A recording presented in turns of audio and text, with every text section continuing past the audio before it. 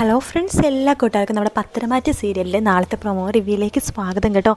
അങ്ങനെ നമ്മുടെ നയനയെടുത്ത് പറയുന്നുണ്ട് ആദർശ്, അതെ നയന, നമുക്കേ ഈ ഓണം കഴിയുമ്പോഴേക്കും നല്ലൊരു വേറൊരു ഹോസ്പിറ്റലിൽ പോകണം, കുട്ടീനെ വേണ്ടിയിട്ടുള്ള ട്രീറ്റ്മെൻറ്റും കാര്യങ്ങളൊക്കെ ചെയ്യണം എന്ന് പറയുമ്പോൾ നയന പറയുന്നുണ്ട്, അത് ഞാൻ അങ്ങോട്ട് പറയാൻ വരുമായിരുന്നു, എന്തായാലും ട്രീറ്റ്മെൻറ്റും കാര്യങ്ങളൊക്കെ നമുക്ക് തുടർന്നേ പറ്റൂ എന്ന് പറയുമ്പോൾ ആദർശ് പറയണ്ടല്ലോ, നമുക്ക് എല്ലാ സൗഭാഗ്യങ്ങളും ദൈവം തന്നിട്ടുണ്ട്, അങ്ങനെ എല്ലാ സൗഭാഗ്യങ്ങളും തരുമ്പോൾ ഒരു കുറവ് എവിടെയെങ്കിലും ദൈവം വെക്കും, അങ്ങനെ നമുക്ക് വേണ്ടി വെച്ചിരിക്കുന്ന കുറവാടോ ഒരു കുഞ്ഞെന്ന് പറയണത്, എനിക്കെന്തോ അങ്ങനെയൊക്കെ ഫീൽ ചെയ്യാം എന്ന് ആദർശ് പറയുമ്പോൾ നയനെ പറയണ്ട, ആദർശേട്ടൻ എന്തേ ഇങ്ങനെയൊക്കെ പറയണത്, അങ്ങനെയൊന്നും ചിന്തിക്കണ്ട, നമുക്കൊരു കുഞ്ഞുണ്ടാവും, അഥവാ കുഞ്ഞില്ലെങ്കിൽ എന്തിനാ നമ്മൾ വിഷമിക്കണത്, നല്ല പൊന്നോമന മുത്ത് നമ്മുടെ കൂടെ തന്നെയില്ലേ എന്ന് പറയുമ്പോൾ അതെ, പക്ഷേ അവൾക്ക് ഒരു കൂട്ടായിട്ട് ഒരു അനിയനോ അനിയത്തിയോ വേണമല്ലോ എന്ന് പറയുമ്പോൾ നയന പറയുന്നുണ്ട്, എന്തായാലും ഓണം കഴിയട്ടെ എന്ന് പറയാട്ടോ.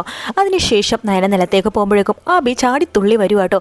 പിന്നെ കാണുമ്പോൾ തന്നെ നയനയ്ക്ക് ദേഷ്യം വരുവാണ്.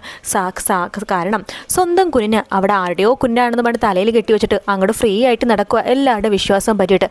അതുകൊണ്ട് തന്നെ നയന അബിയുടെ അടുത്തേക്ക് പോകുന്നുണ്ട്. എടാ ചതിയാ, നിൻ്റെ കുഞ്ഞല്ലേടാ അത്, നിനക്കതിനെ കൊഞ്ചിക്കണമെന്നോ ലാളിക്കണമെന്നോ ഒന്നും തോന്നണില്ലേടാ, നിനക്ക് ഇത്ര ആത്മാർത്ഥമില്ലാത്തൊരു അച്ഛനാണോടാ നീ, സാധാരണ എത്ര കൊള്ളിരാത്തവനാണെന്നെങ്കിലും സ്വന്തം മക്കളോടൊരു സ്നേഹം ഉണ്ടാവും, നിനക്കതുപോലില്ലല്ലോടാ.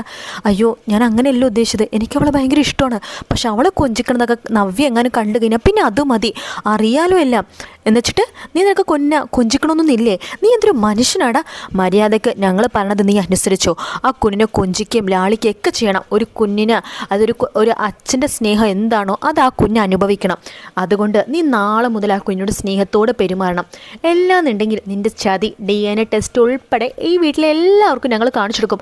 അയ്യോ ചതിക്കല്ലേ, ശരി ശരി ഞാൻ അങ്ങനെ ചെയ്യാം, എടാ ഞങ്ങൾക്ക് വേണ്ടി നീ അങ്ങനെ ചെയ്യേണ്ട, ആത്മാർത്ഥമായിട്ട് ചെയ്യണം, ചെയ്യാം എന്ന് പറഞ്ഞിട്ട് അഭി അവിടുന്ന് പോവാണ്. നേരെ പോണത് ചന്തുമോളുടെ അടുത്തേക്കാട്ടോ. അയ്യോ തക്കടോ എന്ത് ചെയ്യുക വാന്ന് പറഞ്ഞിട്ട് എടുക്കുകയാണ്.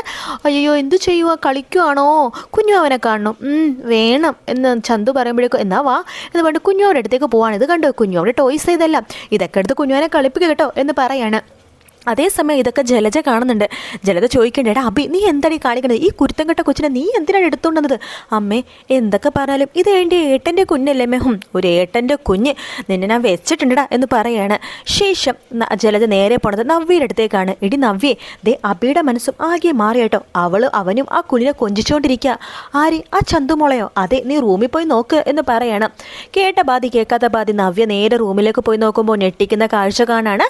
അബി ചന്തുമോളെ കളിപ്പിച്ചുകൊണ്ടിരിക്കട്ടോ. അത് കാണുന്ന നവ്യക്കാണെങ്കിൽ ആകെ ദേഷ്യം വേണം. അബി നീ എന്താടി കാണിക്കണത്, ഈ കുഞ്ഞിനടുത്ത് ആരാണ് നമ്മുടെ കുഞ്ഞെ ഏൽപ്പിക്കാൻ പറഞ്ഞത്, നവ്യ അത് ചെറിയ കുഞ്ഞല്ലേ, എൻ്റെ ഏട്ടൻ്റെ മോളല്ലേ, ഇത്രയും ദിവസം നിനക്ക് അങ്ങനെ അല്ലായിരുന്നല്ലോ, പെട്ടെന്ന് എന്ത് പറ്റിയടാ, അയ്യോ ഒന്നുമില്ല നവ്യ എന്നൊക്കെ പേടിച്ച് വരണ്ടിരിക്കുന്ന അബീനെ കാണിച്ചിട്ടാണ് പ്രൊമോ തീരുന്നത്. വീഡിയോ ഇഷ്ടപ്പെട്ടാൽ ലൈക്ക് ചെയ്യുക, സബ്സ്ക്രൈബ് ചെയ്യുക, ബൈ ബൈ.